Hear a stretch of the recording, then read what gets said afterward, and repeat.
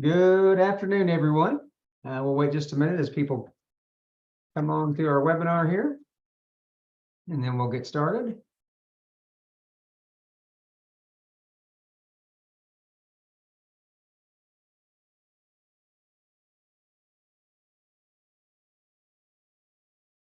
All right, so we will get going. Welcome, everyone. My name is Josh Stripmatter, and I would like to welcome you to Stripmatter Wealth Smart Money webinar series. Thank you for joining us today. Our presentation is titled March 2023 Student of the Market. For those of you that don't know us, we are Stripmatter Wealth Management Group. We are a registered investment advisor located in downtown Fort Worth, Texas. We specialize in investment management, financial planning, estate planning, and real estate investing.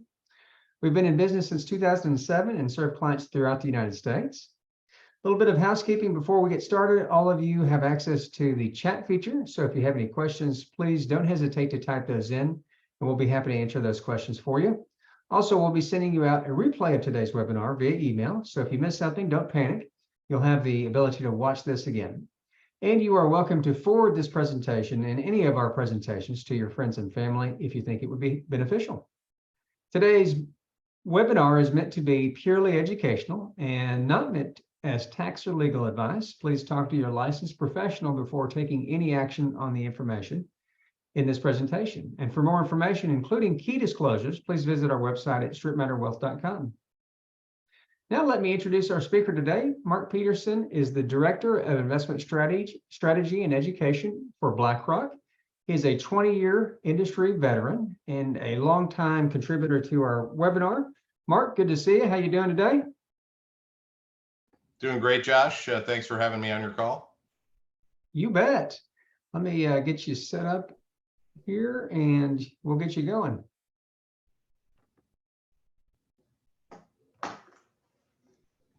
Okay, 1 second here while I catch up. You bet.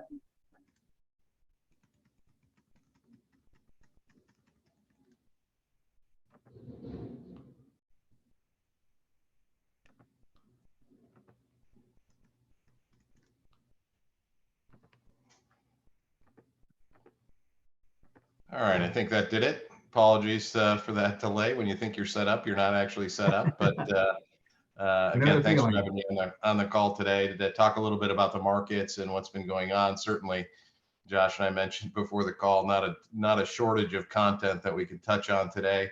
We'll try to hit the high level, give you a flavor for where we think things are headed. Obviously, the banking situation here recently in the last couple of weeks has thrown a little bit of a curveball at everybody. We'll walk through some of the details of that. And also some thoughts on inflation. Josh knows I'm a little bit of an inflation geek, so hard to leave that out of the story at this point, really driving a lot of the activity, especially the Federal Reserve raising short-term interest rates, trying to rein in inflation. That's really been the key parts of the story here the last year plus. So we'll hit all of that. We'll do it through our student of the market piece that Josh mentioned. This is something you can find out there if you just Google BlackRock and student of the market, find our monthly piece. We send it to advisors across the country, trying to give you a flavor of some of the things that we're seeing in the markets and things that are timely. So certainly feel free to find that out there. We try to keep it fairly simple. Try not to look like the smartest person in the room, but try to make something that's understandable to all investors, not just advisors only. So with that, let me just start with the banking situation. I think it's something that caught everybody a little bit off guard. I think certainly a result of the Federal Reserve raising short-term interest rates, exposing some risks that are out there. If we look over the years, banking failures are not anything new. We've certainly have some from time to time. You can see this is really since 2000, how many bank failures you have in a year. Of course, Silicon Valley Bank and Signature Bank were the two this year. You can see we actually hadn't had any in a couple years, which happens occasionally, but that tends not to last forever. You can see even in recent years, you had some. And of course, the global financial crisis exposed a lot of weakness in the financial sector. You had companies like Washington Mutual that failed in that period of time. But even 2010, on the hangover of that global financial crisis, you had 157 banks fail. So it is something that happens. One one of the folks at BlackRock made a good point that it seems to happen about every 10 to 20 years. We get a little stress in the banking system, and we tend to push through okay, but it does create some short-term nervousness and uncertainty. You think about the savings and loan crisis in the 80s and early 90s. Think about the financial crisis here in 2008, 2009.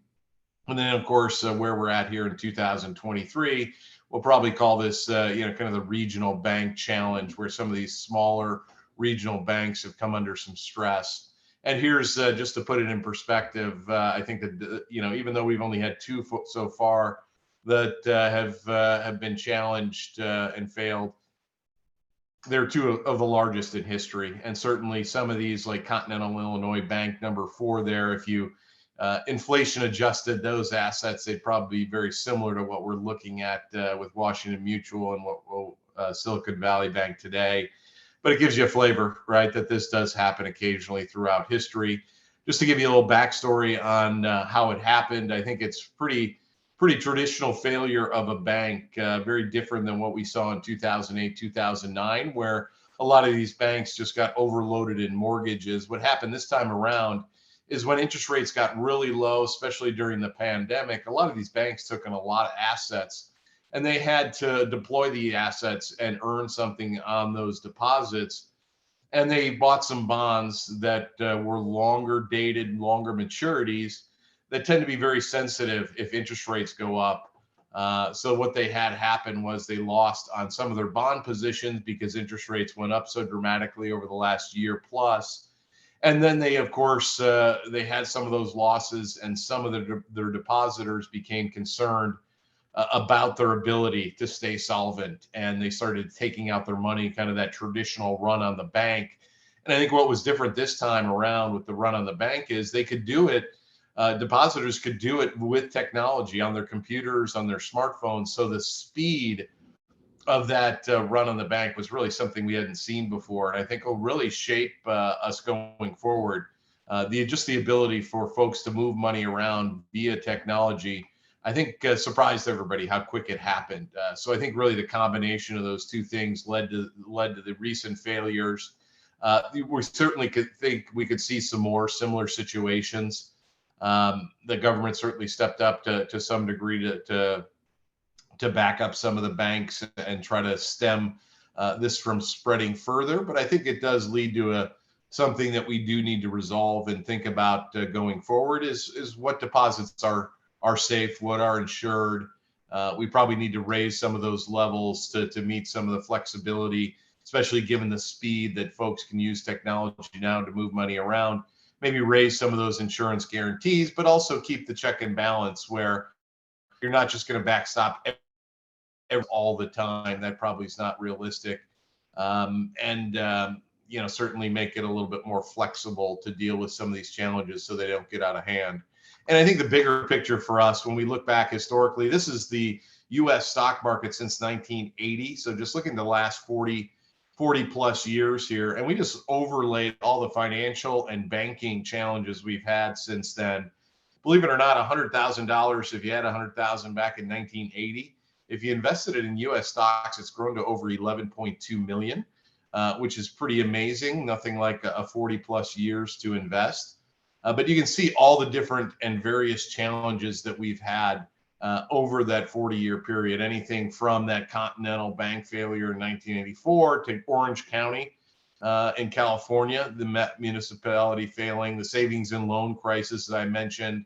You can see all the recessions in the gray areas, and you can see how amazingly resilient stocks have been in the face of all these challenges. And of course, last year, part of the story too with the banks is we had the worst year ever for bond returns, down 13%, given the fact that we saw short-term interest rates in the Federal Reserve raise those rates very quickly and to a large amount again to try to rein in inflation. So for us, we're probably gonna need some time to work through this. It's going to create some uncertainty, but I think if you take a step back, you really appreciate how resilient the market's been in the face of some of this financial crisis and bank challenges over the years.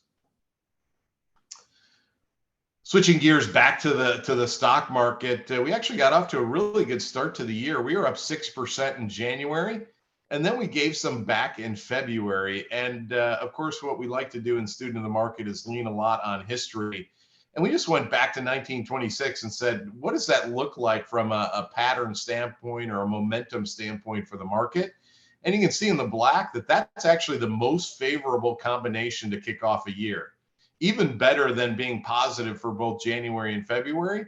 You're better off for the rest of the year, at least, having a positive January than a negative January. You're up 13.2% on average the next 10 months, which I thought was interesting. There's some reasons why this plays out this way. Oftentimes they have in the stock market what they call the January effect, especially years when stocks are negative. You tend to get a lot of tax loss selling at the end of the year of that calendar year. So the end of 2022, you get some tax loss selling to take advantage of losses, reap those losses, make the accountant happier, bring your tax bill down for last year. But then those dollars eventually have to be deployed back into the market. So you often see stocks bounce in January, and that's what we saw this year. Stocks had a really good January. They're up 6.3%. And then February, you come back down to earth a little bit and you were down 2.4%. But I just thought it was interesting to highlight, and we like to look at some of these seasonal influences. You can see just over the various years when you had a positive January and a negative February, how it's played out. You've had a couple negative periods, of course, in recent years, including 2018. But when you zoom out and include all the years back to 1926, it looks pretty darn favorable. So hopefully that momentum carries through the rest of this year.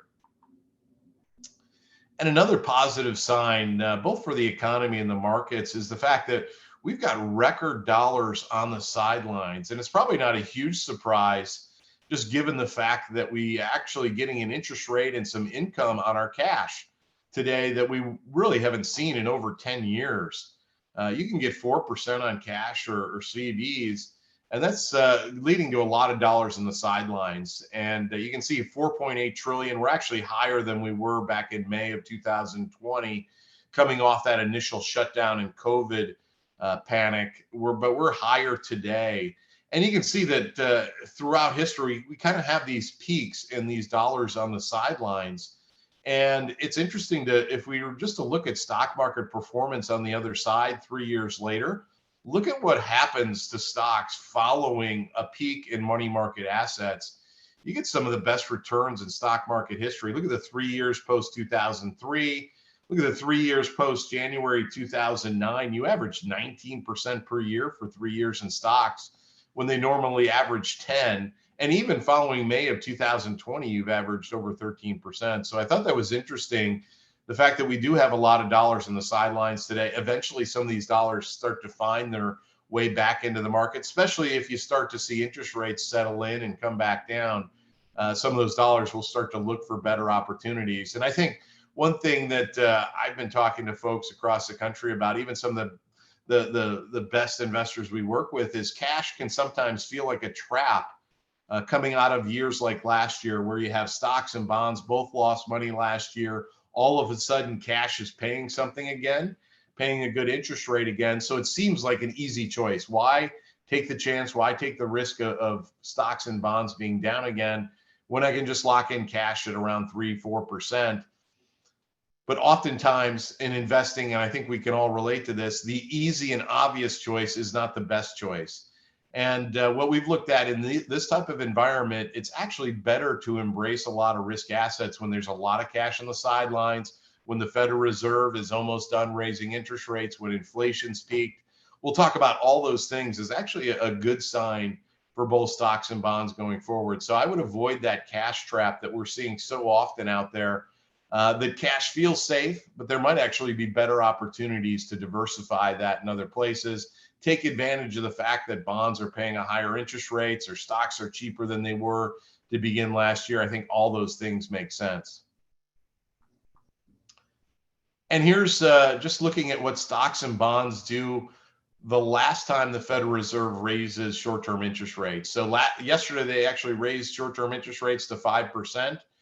We started at basically 0 and they've raised it to 5%. So that certainly has been a very quick move.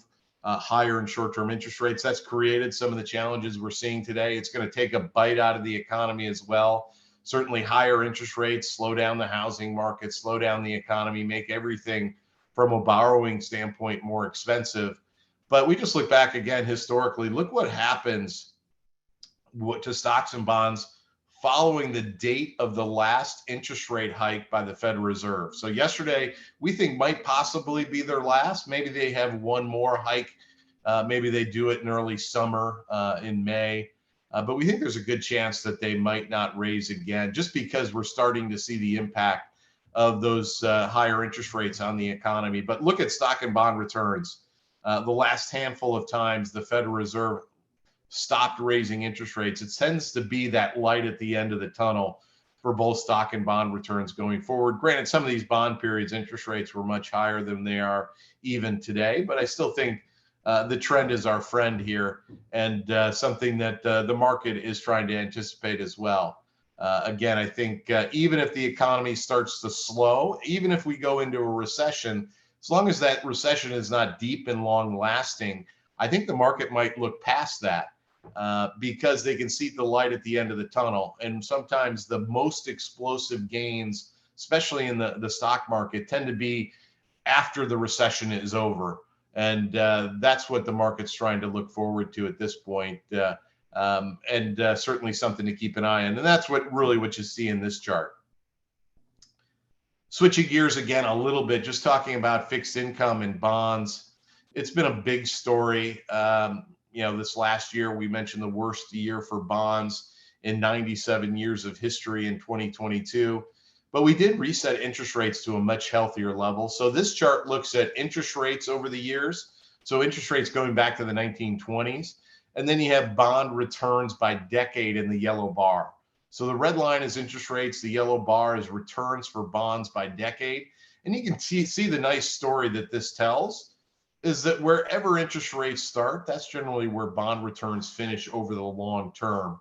And certainly last year was difficult having bonds down as much as they were.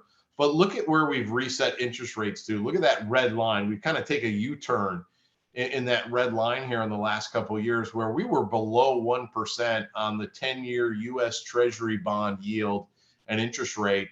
And now we're closer to 3.5%, 4%. It's about 3.5% today. So that's an enormous adjustment in a very short period of time. And that created some losses in bonds, but it also sets up better long-term bond returns going forward. So 10 years from now, we're going to look at bonds and they're going to return 3.5% to 4%, which is much better than we were looking at a couple of years ago when interest rates were below 1%. That was much more troubling. You can see very similar, actually, the 1940s and 1950s. Coming out of the Great Depression and World War II, we had interest rates and bond returns below 2% for a 20-year period of time. It just took a long time to break out of that low interest rate world. It really took the back half of the 1950s and into the early 1960s. We've done that all in really 2 short years here recently. So it just happened much quicker. But the good news is we have better bond returns going forward. Now, I mentioned inflation. Josh knows I'm that inflation geek. I mentioned I always joke that it makes me a hit at all the cocktail parties that I can get on my inflation soapbox again. But it's clearly been a challenge here the last handful of years. You have inflation up 9% last June. We're down to about 6% today. And that's clearly a challenge relative to what we've seen in recent years. You can see inflation going back to the early 1920s tends to have pretty distinctive peaks. And we just look back historically, and you can see what the peaks of inflation have meant to stock and bond returns 1 year later. And similar to what we looked at with the federal funds interest rate, you can see that returns for both stocks and bonds following a peak in inflation is pretty darn good. On average, 18% for stocks, 7% for bonds. So as we see inflation continue to come down, that's going to be a positive here, we think, for stocks and bonds, and it'll continue to come down. It's one of those things where it's 6% today, down from 9%, but we haven't really seen the biggest piece of it, the inflation calculation, help us yet. housing's the biggest piece of the inflation calculation, and it's actually still rising. It's over 7% today, and it's 40% of the inflation calculation is housing.